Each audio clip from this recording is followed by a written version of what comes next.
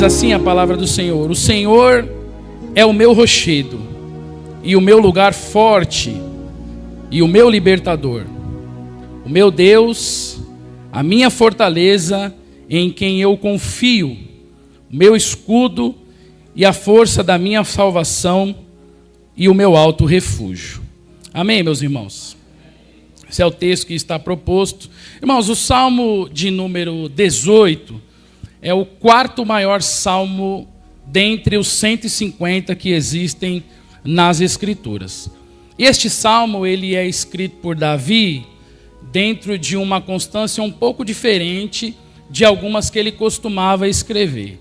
Geralmente, quando Davi estava no meio da batalha ou antes de ir para a batalha, com seu coração aflito, com angústias no seu coração, na sua vida e na sua trajetória, temeroso por aquilo que ia acontecer, seja contra os seus inimigos, ou seja contra, por exemplo, Saul, que não era seu inimigo, mas desejava a sua morte, Davi escreve o Salmo de número 18 após uma guerra fria, uma batalha que não aconteceu efetivamente.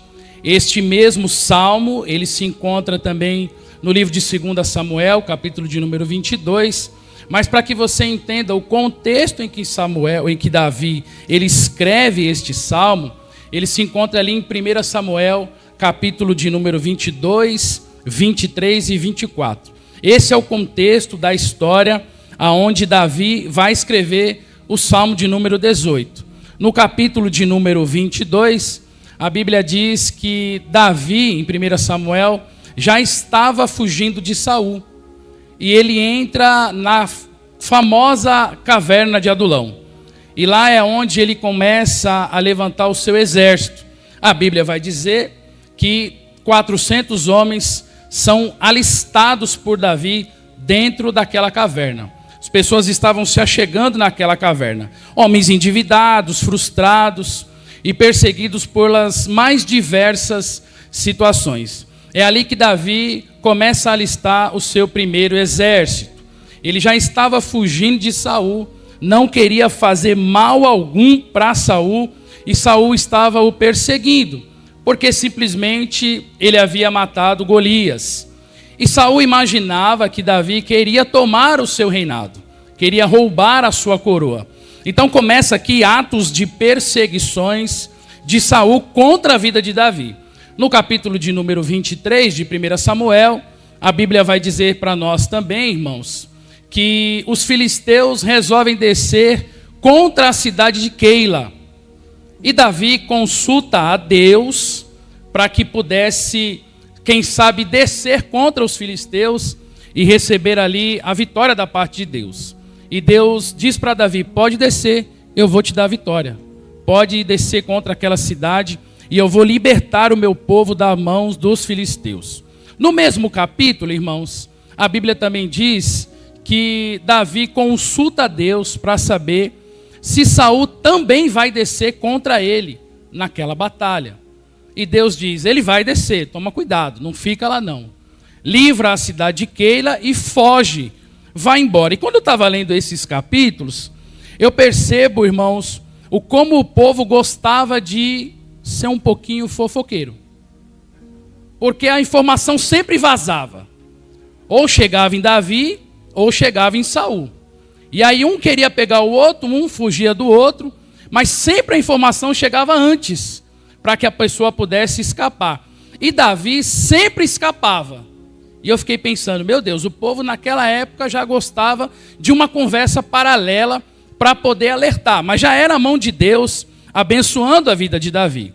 E no capítulo de número 24, irmãos, de 1 Samuel, a Bíblia vai dizer que o exército de Davi já tem 600 homens. Já aumentou 50%. Eram 400, agora já tem 600 homens. E a Bíblia vai dizer que mais uma vez Saul resolve descer contra Davi. Só que a Bíblia diz, irmãos, que ele levanta 3.000 dos melhores guerreiros que existiam em Israel. E aí, fazendo uma proporção matemática, pastor Pedrosa, é 5 contra 1. É difícil uma batalha como essa.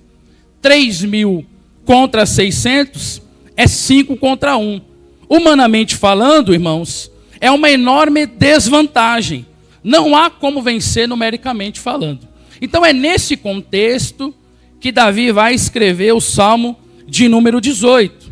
Uma perseguição, um homem que quer matá-lo, um exército que é maior que o seu, um homem que está contra ele em vantagem numérica, mas Deus estava com ele em todas as situações que Davi estava vivendo.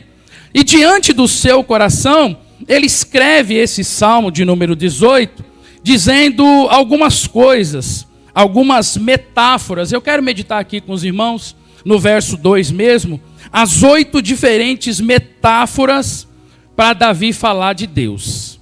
Aquilo que está escrito no verso 2, a gente vai tentar aplicar de uma forma bem prática e objetiva ao seu coração, para você sair daqui feliz, dando glória a Deus e aleluia, para que você tenha uma semana extraordinariamente abençoada da parte de Deus.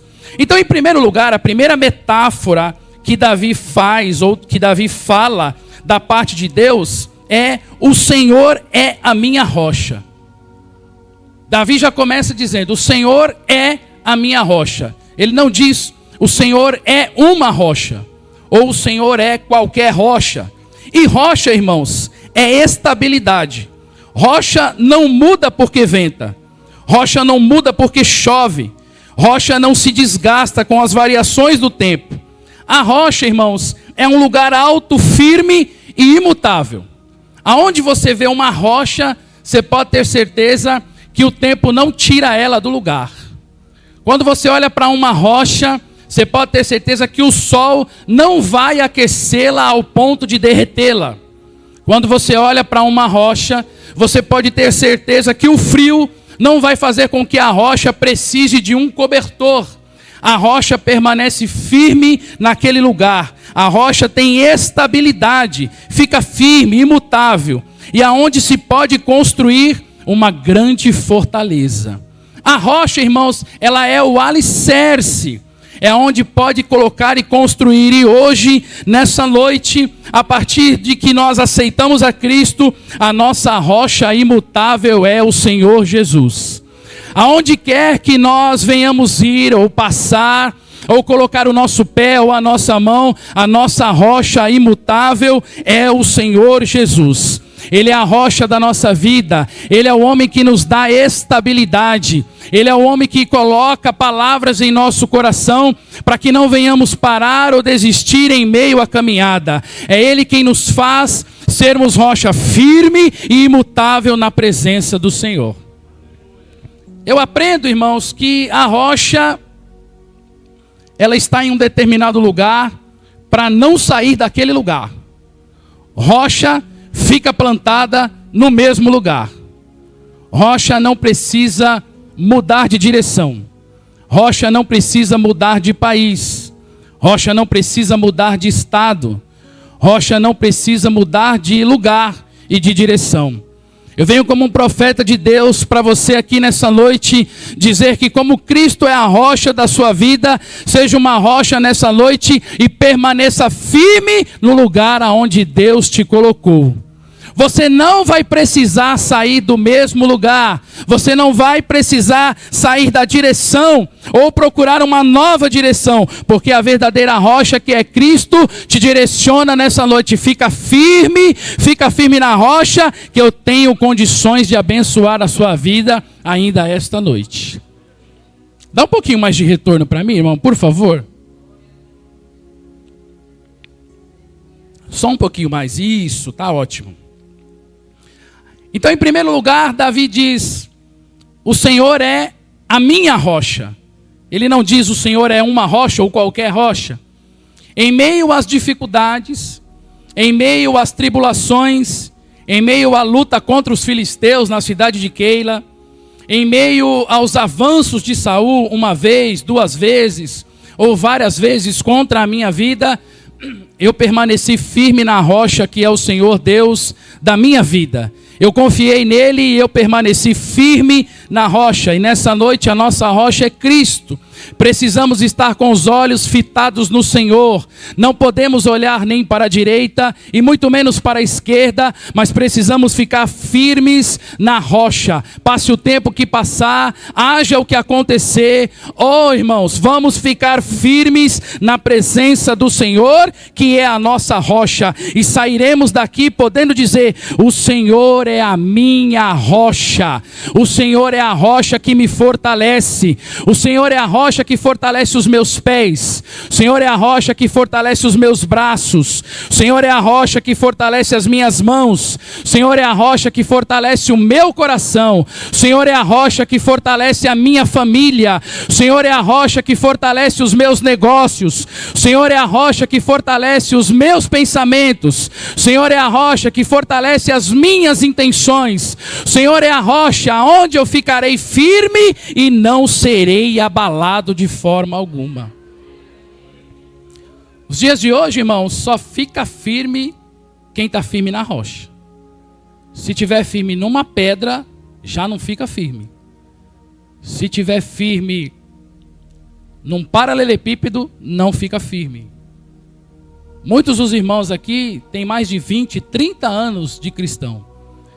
E só está firme porque está firme na rocha.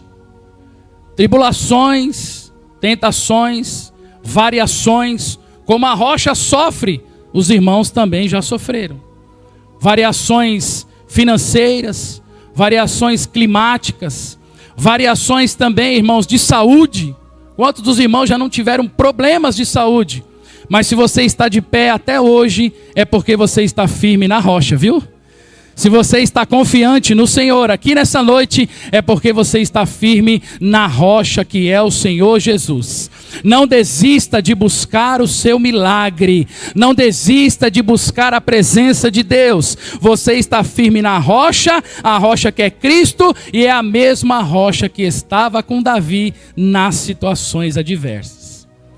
Segundo lugar, irmão, segunda metáfora que Davi usa para dizer ou para falar de Deus. Primeiro, o Senhor é a minha rocha.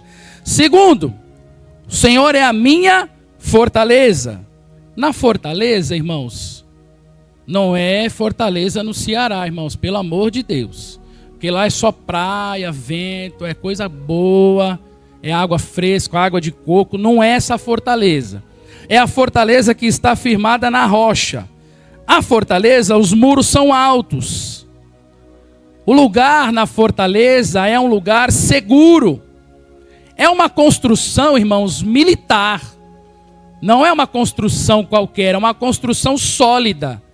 Eu me lembro quando meu pai estava construindo a casa que ele edificou, e eu tinha 12 anos, e ele disse assim, ó, nós vamos colocar colunas aqui, e nós vamos cavar 5 metros para baixo. E eu dizia, mas a casa não vai subir para cima? Criança, né, irmãos? A casa não vai para cima?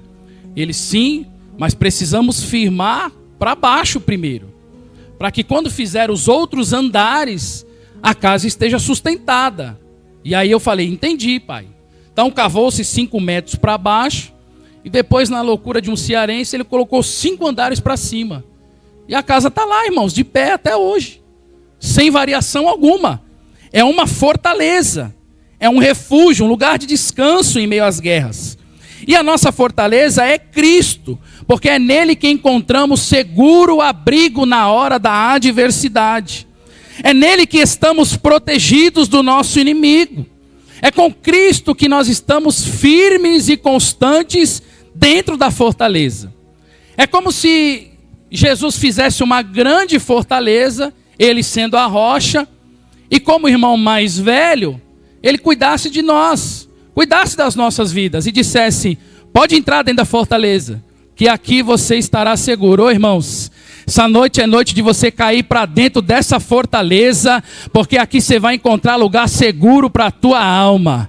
Aqui você vai encontrar lugar seguro e descanso para o teu corpo, para a tua carne. É aqui que você encontra esperança, no meio da fortaleza, em Cristo Jesus, para os teus problemas, para as tuas adversidades. Ele não te promete algo extraordinário que Ele não possa fazer, mas Ele te promete nessa noite abrigo, Ele te promete conforto, Ele te promete alívio, Ele te promete que vai deixar você em meio à fortaleza, em muros altos, num lugar seguro, numa construção militar, irmãos. Ninguém vai poder te alcançar dentro da fortaleza que é Cristo. E como um irmão mais velho, Ele vai te proteger. Eu me lembro, irmãos, quando eu comecei a frequentar a igreja, eu tinha 17 anos. E eu gostava muito de fazer todas as brincadeiras que um adolescente naquela época fazia. Não é 6-7 que nem é hoje, irmãos. Aquela época lá era pipa, bolinha, peão, era essas coisas aí. 6-7 é para meninada mais nova aí. E eu me lembro que eu era um adolescente um pouco folgado, porque eu tenho 2 irmãos mais velhos, e aí eu me garantia neles, né?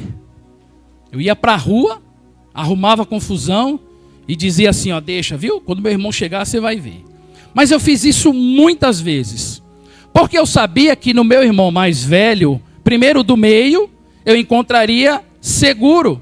Porque ele era uma fortaleza para mim. E depois do mais velho, que era o Cristo. Então eu dizia, se você não aguentar o do meio, tem um outro que está acima dele, que é mais velho ainda, mais forte. E aí eu fazia muito isso, irmãos. Eu arrumei muita confusão, me garantindo nos meus irmãos. E eu arrumava confusão com um jovem que era mais velho. Confusão assim, briguinha de menino, coisinha. Por causa de pipa, bolinha de gude, peão. E a gente gostava de fazer esse tipo de brincadeira. E pegava e saía correndo. Mas eles também diziam a mesma coisa. Deixa, eu também tenho um irmão mais velho. Então eu fiz isso muitas vezes, irmãos. Só que teve um dia que quando eu aceitei a Cristo, o Senhor falou no meu coração, a partir de hoje, você não precisa mais se garantir no seu irmão mais velho. Porque eu já serei a sua grande fortaleza. Pode deixar os seus irmãos de lado, em paz. Cada um vai viver a sua vida. Eu sou o seu irmão mais velho e eu vou garantir fortaleza para a sua vida. Irmãos, é noite de nós glorificarmos ao nosso Deus, porque Ele é a nossa fortaleza. Ele é o nosso abrigo seguro. Ele é o nosso irmão mais velho que nos protege em meio às adversidades. A tua luta não é tua, já foi comprada pelo teu Deus. E Ele te diz nessa noite, descansa que eu estou cuidando de tudo. Fica tranquilo, deixa nas minhas mãos, deixa na minha fortaleza. Aqui na casa de Deus é lugar de você encontrar abrigo para a tua alma, é lugar de você encontrar descanso para as tuas frustrações, é lugar de você encontrar esperança para os teus problemas. Irmão, estão dizendo por aí que o El Ninho que vai vir agora é o maior de todos os tempos. Ai, tem o El Ninho, tem a eleição. É na casa de Deus que você encontra abrigo para a tua alma, descanso para o teu coração. Não se preocupe com o dia de amanhã. Olhe para mim, não se preocupe com o que vai acontecer com esta nação, não se preocupe com o que está para acontecer na terra. Encontre abrigo seguro hoje, aqui nessa noite, diante do Deus Todo-Poderoso.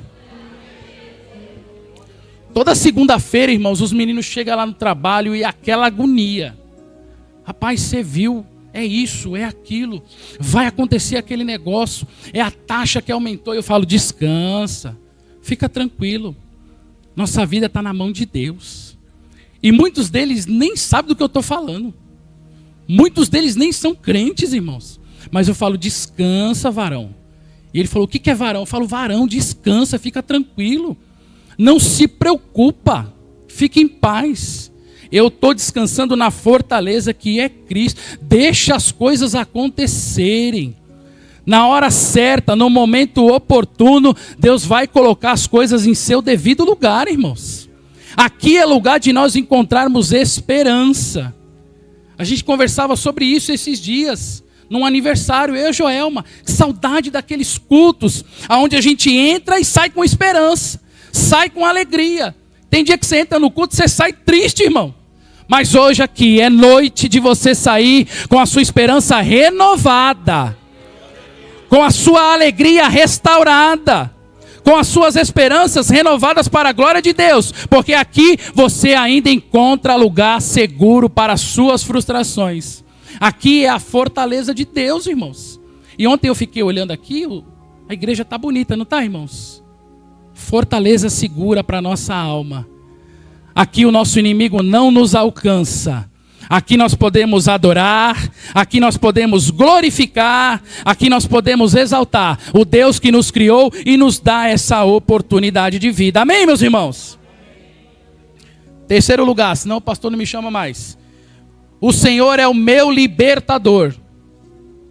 Davi aqui, irmãos, ele lembra de todas as vezes que Deus o libertou de alguma forma, ou o livrou de alguma forma. O livrou do leão, você lembra da história do leão? Livrou do urso, livrou de Golias, livrou dos filisteus, livrou de Saul, livrou de traições, livrou de guerras. Olha quanto livramento. Olha como Deus foi bondoso com Davi, como ele sempre o libertava, sempre tinha uma porta de escape para ele, e sempre trazia uma esperança para Davi. Irmãos, humanamente falando, um homem lutar com um urso ou com um leão é algo meio que complicado. Quando eu vejo uma catitinha, eu já saio correndo, irmãos. Imagina um urso, um leão, Golias. Os irmãos conhecem a história de Golias. Mas em todas essas histórias, Deus tinha um livramento para dar para Davi. Davi confiava em Deus porque sabia, e ele enfatiza isso no versículo: o Senhor é o meu libertador, é o Senhor que me liberta, é o Senhor que dá a porta de escape. Se fôssemos aqui lembrar, irmãos, de quantas e quantas vezes o Senhor deu libertação para nós, abriu uma porta de escape, nos livrou de algo. Tem coisa que você nem sabe e Deus te deu livramento. Tem coisa que você nem imagina e Deus te deu livramento, irmãos. Tem coisa que você nem sabe, nem pensa. E se Deus for te revelar, você vai ficar de boca aberta. Você vai falar: não acredito que Deus me deu esse livramento. Mas nessa noite, com permissão do nosso pastor, eu quero profetizar sobre a sua vida. Erga suas mãos. Erga uma de suas mãos aqui nessa noite. Tem livramento de Deus para a tua vida aqui nessa noite. Talvez você, como pai, está aqui, está pensando em alguém que está na cidade do lado. Ou quem sabe você está aqui pensando em alguém que está em outro estado, em outra cidade, ou quem sabe em outra nação. E o Senhor manda te dizer: enquanto você está aqui, eu dou livramento para o teu lá onde ele está. Porque você está aqui. Você está aqui adorando a Deus. E Deus traz livramento para você, mas traz livramento para os teus. Quantos creem nessa palavra, irmãos? Quantos creem que Deus ainda dá libertação aonde o nosso olho não alcança, aonde a nossa mão não pode estar, aonde o nosso pé não alcança? Tua mente está aqui, mas teu coração está lá. Tua fala está aqui, mas as suas emoções estão lá. Deus está te dizendo aqui nessa noite: continua aqui, que eu cuido de você lá, dos teus lá. Depois que eu fui pai, eu penso muito nisso, irmãos. Às vezes a distância é pequena. Eu estou em São Bernardo, a Adriana está aqui, eu fico. Liga de vídeo aí, eu quero saber como é que está o menino. Fala aí, liga aí de vídeo aí, quero ver o menino. E não dá, agora não dá, estou fazendo isso, estou fazendo aquilo. Eu fico agoniado, eu quero ver o menino. Aí ela liga de vídeo, ele já conhece. E quando ele abre o vídeo, ele já dá tchau. Eu falo: mas varão, eu tô querendo te ver, tu já está dando tchau já. Então a gente, né, as fases vão mudando, irmãos. E a gente vai ficando muito sensível com as coisas que vão acontecendo na nossa vida. E eu sei que o culto é de varões, e às vezes o pai, ele não demonstra muito as emoções. Você está aqui cantando, você está aqui louvando, mas teu coração está lá. Está em alguém que está em outro lugar. Mas o Senhor te diz: eu vou dar livramento lá, enquanto você canta aqui, enquanto você adora aqui, enquanto você me busca aqui, enquanto você declara aqui que eu sou o seu libertador, eu trago livramento para a tua família, aonde quer que ela esteja. Irmãos, para o Espírito de Deus não tem distância, não tem tamanho, não tem lugar. Enquanto você está aqui, Deus abençoa a tua família, aonde quer que ela esteja. A bênção de Deus será sobre a sua casa, será sobre a sua família, será sobre os teus. Essa noite você vai dormir, você vai deitar a cabeça no travesseiro e vai dizer: Senhor, eu vou dormir em paz, porque eu sei que o Senhor está cuidando de quem eu não posso estar do lado neste momento. Você crê nessa palavra, irmãos? Depois que a minha querida mãe faleceu, eu fiquei mais preocupado com meu pai. E ele está morando em outra cidade. Ele está morando ali próximo a Jundiaí. Ele está morando sozinho. E meu irmão está em Jundiaí, o do meio. E de vez em quando ele se comunica com ele. Eu falo: vai lá, faz uma visita, você está aí do lado. Então, essa palavra também é para mim, porque eu me preocupo como filho. Não só como pai, mas também como filho. E eu falo: Deus, cuida aí, porque eu não consigo estar aí. Mas o Senhor pode abençoar a vida do meu pai aí nessa outra cidade. Ele pode ter um encontro com o Senhor aí nessa outra cidade. Ele pode conhecer Jesus aí nessa outra cidade. Então eu também me preocupo, essa palavra também é para mim. E eu creio na libertação e naquilo que Deus pode fazer. Esses dias meu irmão ligou e falou assim: ó, bateram no carro do pai lá, o carro parado, bateram em 5 carros lá. E eu falei: tá tudo bem com ele? Tá tudo bem com ele. Ele estava em casa, só bateram no carro. Então a mão de Deus vai, irmãos, aonde nós não podemos ir fisicamente. Você está aqui, a tua família está lá, teu pensamento está lá, teu coração está lá, suas emoções estão lá. E Davi sabia disso. Davi não estava na linha dos melhores para ser escolhido. Você lembra, irmãos? Eu quero me ater um pouco mais nesse ponto. Porque quando o profeta vai ungir na casa de Jessé, o pai nem lembra que Davi estava lá cuidando das ovelhas. Ele pergunta: ainda há mais alguém? Ele olha para o lado, olha para o outro. Deixa eu ver. 1, 2, 3. Não, acho que não tem mais ninguém. Rapaz, conta direito. 1, 2, 6. Ah, é verdade. Tem Davi que está lá no campo cuidando das ovelhas. Davi não era o principal. Davi não seria o primeiro a ser escolhido. Mas Deus estava cuidando de Davi aonde ele estava, irmãos. Na pior das profissões, que era cuidar das ovelhas.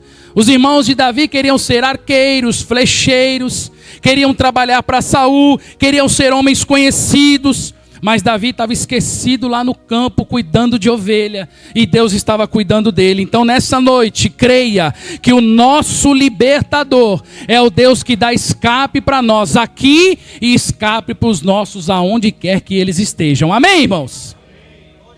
Quarto lugar. Tem bastante coisa aqui nesse versículo, irmãos. Ele declara assim, ó: o Senhor é o meu libertador e o Senhor é o meu Deus. Olha que interessante.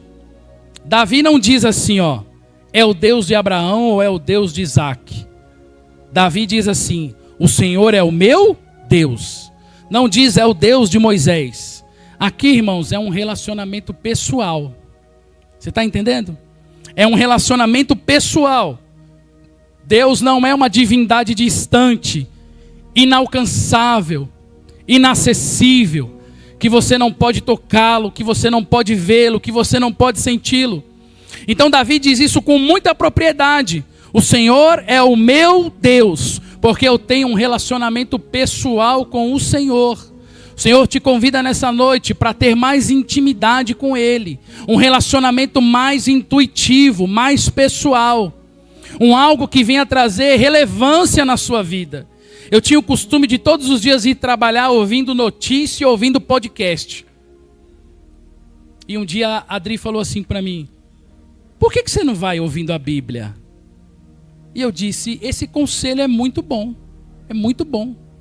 Ao invés de ouvir podcast e notícia ruim, todos os dias eu vou ouvindo a Bíblia. Então eu coloco lá no Bluetooth do carro e vou ouvindo a palavra de Deus, porque é ela que me alimenta, é ela que traz esperança, é ela que traz fé, é ela que traz regozijo para minha alma, é ela que me alimenta quando eu estou sozinho naquele carro e eu posso dizer e enfatizar: o Senhor é o meu Deus. Assim como Davi disse: o Senhor é o meu Deus.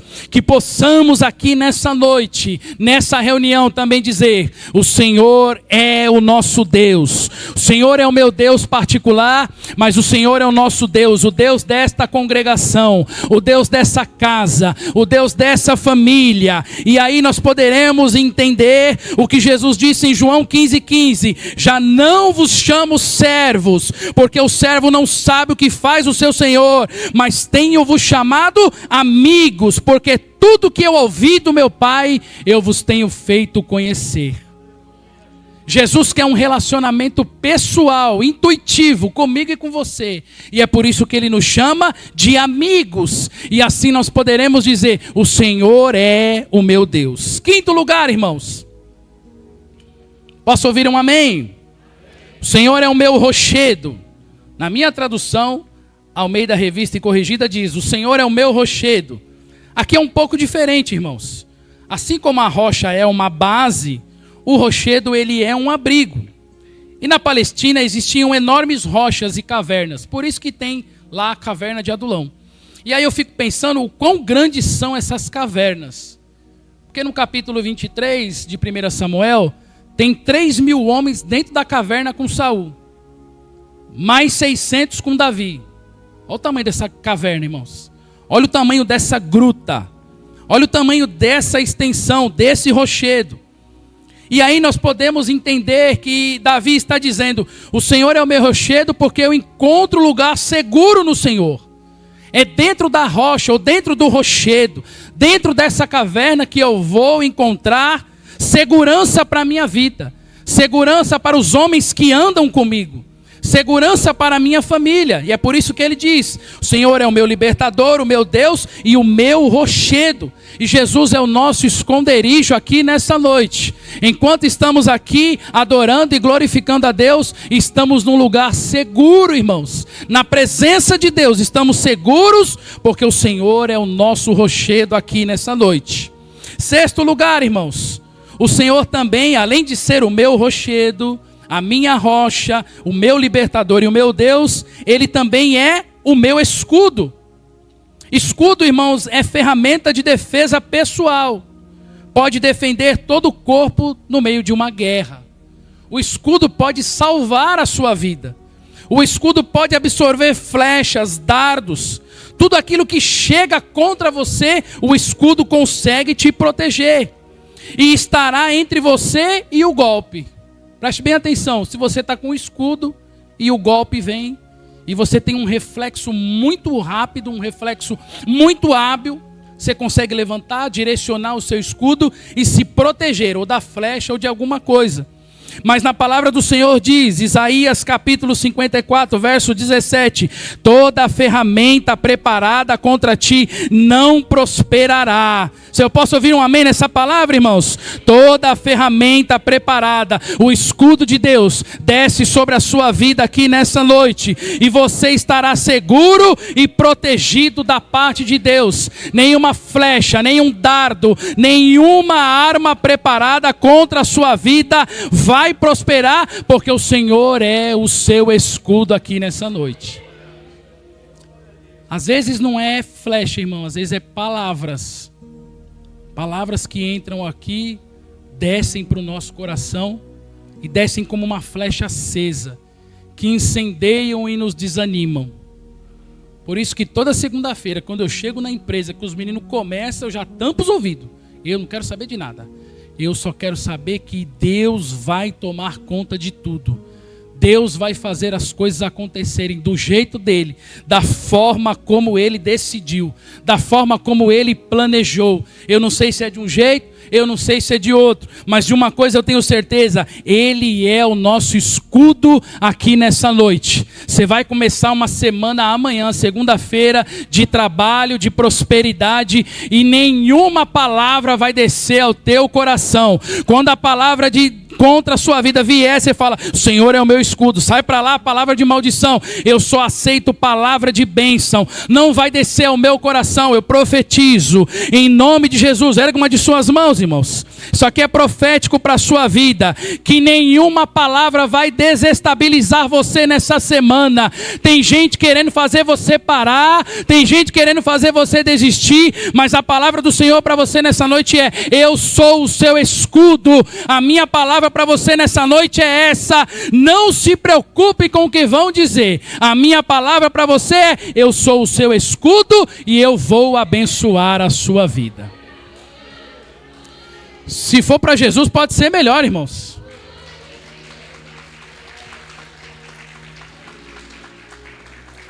Já estou finalizando, irmãos. Pode ser, amém? Já vou finalizar aqui, 2 pontinhos.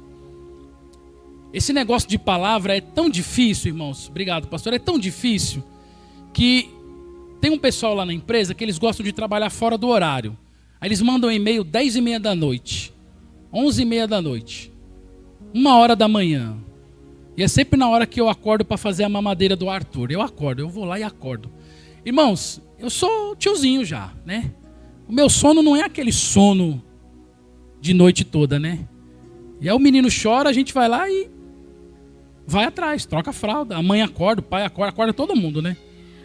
A gente é daquele pai e mãe que, quando ele estava com 1 mês, a gente ia lá pôr o dedo para saber se estava respirando, sabe? A gente não tinha experiência, né, irmão? Eu botava o dedo assim: será que está respirando? Né? Será que está respirando? Tá respirando. Então, assim, esse pessoal da empresa é um pessoal que é meio maluco. E eu percebia, pastor, que esses e-mails chegavam, eu abria e lia, e eu ficava chateado. No outro dia eu ia trabalhar e falava: meu Deus, como é que a pessoa não dorme? Não tem o que fazer. Aí a esposa falou assim: sabe o que você faz? Não abre mais o e-mail. Arrasta para o lado. No outro dia, quando você chegar na empresa, aí você abre, aí você passa a raiva só lá. Que aí você passa a raiva aqui e passa a raiva lá. Então, irmãos, é assim, tem palavras que às vezes é ouvido, às vezes é escrito. Aí desestabiliza você, deixa você meio chateado. Você fala: eu estou preocupado com a fralda do menino, e o outro está preocupado com a empresa 1h da manhã, mandando e-mail. Tem gente que não tem discernimento entre o horário de trabalho. Esse pessoal é tudo maluco. Então eu comecei a fazer assim, ó, arrasta para o lado, arrasta para o lado. O e-mail caía, eu levantava e arrastava para o lado. Eu vou fazer a mamadeira do tutu, eu vou trocar a fralda do tutu. O e-mail eu vejo amanhã. E tem palavras que nos estabilizam, irmãos. Mas o Senhor é o nosso escudo nessa noite. Eu profetizo que o Senhor vai dar estratégia para você, viu? Para você se livrar dessas palavras, para você se livrar desses e-mails, para você se livrar dessa gente. Não é tirar do seu caminho, mas é aprender a conviver com esse tipo de gente que tenta te desestabilizar. O Senhor é o teu escudo aqui nessa noite, viu, meu irmão? O Senhor vai te dar estratégia. Você vai lembrar: o Senhor é o meu escudo, Ele me deu estratégia e agora eu já sei lidar melhor com esse tipo de situação. Você vai ver, escuta o que eu estou te dizendo. O Senhor vai te dar estratégia. 7º lugar, irmãos. O Senhor é a força da minha salvação. Aqui é literalmente o chifre que me salva, como uma arma. O chifre representa poder, autoridade e vitória. Davi está declarando que a sua vitória não vem da sua espada. Olha que interessante. Davi está declarando que a sua vitória não vem do seu exército. Davi está declarando, irmãos, que a sua vitória não vem daqueles 600 homens, que a sua vitória não vem dos cântaros, não vem dos pífaros, que a sua vitória contra o leão, ou contra o urso, ou contra os filisteus, não vem da força do seu braço. Davi está declarando que a força da sua salvação, quem o livrou, quem o salvou é o Senhor. Davi está declarando: Senhor, se o Senhor não estiver comigo, nenhuma das minhas habilidades serve para nada. O Senhor é a força do meu braço. É o Senhor quem segura a minha espada quando eu enfrento os meus inimigos. É o Senhor quem está no meio da batalha quando eu estou com os meus homens avançando contra os nossos inimigos. Ô irmãos, se o Senhor não estiver no meio da batalha, nenhuma das suas guerras você sairá vitorioso. Mas se o Senhor estiver contigo, as suas habilidades serão melhoradas e a força da sua arma continuará sendo o braço forte do Senhor. Não diga amanhã, eu consegui porque eu tive êxito, eu consegui porque eu tenho habilidade, eu consegui porque eu estudei muito, eu me dediquei, eu passei dias orando, consagrando, jejuando. Mas diga, se não fosse o Senhor, até o dia de hoje, eu não estaria de pé aqui nesse lugar. Toda honra e toda glória seja dada ao Deus eterno, Salvador e vitorioso aqui nessa noite. O Senhor é a força da nossa salvação, irmãos. Nenhuma das nossas habilidades serve para nada se o Senhor não estiver conosco. Nenhuma palavra que sai da minha boca pode fazer algum tipo de efeito na sua vida se o Espírito Santo não estiver conduzindo e trabalhando no seu coração, para que Deus possa te dar a vitória naquilo que você se propõe a fazer. Último lugar, irmãos, esse versículo é lindo. Agora você imagina o texto todo. 52 versículos, ou 50 versículos. Quarto maior salmo da Bíblia. Ele diz: o Senhor é o meu rochedo, o meu escudo, a força da minha salvação. E por último ele diz: o Senhor é o meu alto refúgio. O meu alto refúgio. Não é qualquer tipo de refúgio. É um alto refúgio. É um lugar alto, seguro e inacessível. Um descanso após a batalha. Por isso que eu disse que Davi escreve o salmo de uma guerra fria. Uma guerra que não aconteceu.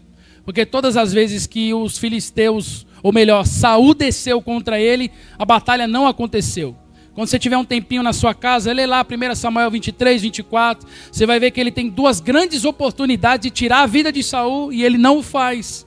E nessa guerra fria, Deus deu libertação para ele. Deus foi o seu escudo e o seu alto refúgio. Deus estava com ele em meio a essas situações. Ele teve a oportunidade de matar Saul, mas não o fez. Era uma outra perspectiva. Agora Davi está entendendo. O Senhor é o meu alto refúgio, é nele que eu descanso. É nessa fortaleza, é nessa rocha, ou é nesse rochedo que eu vou descansar e eu vou esperar em Deus. Eu não vou entrar em pânico em meio às situações. Amém, irmãos? Eu não vou entrar em pânico, guarde essa palavra. O Senhor é o seu rochedo, Ele vai te ajudar. Não entre em pânico em meio às decisões. Olhe para o alto, espere, não tome atitudes precipitadas. Porque o Senhor que é a sua rocha, o Senhor que é a minha rocha, Ele vai tecer a estratégia correta para a sua vida.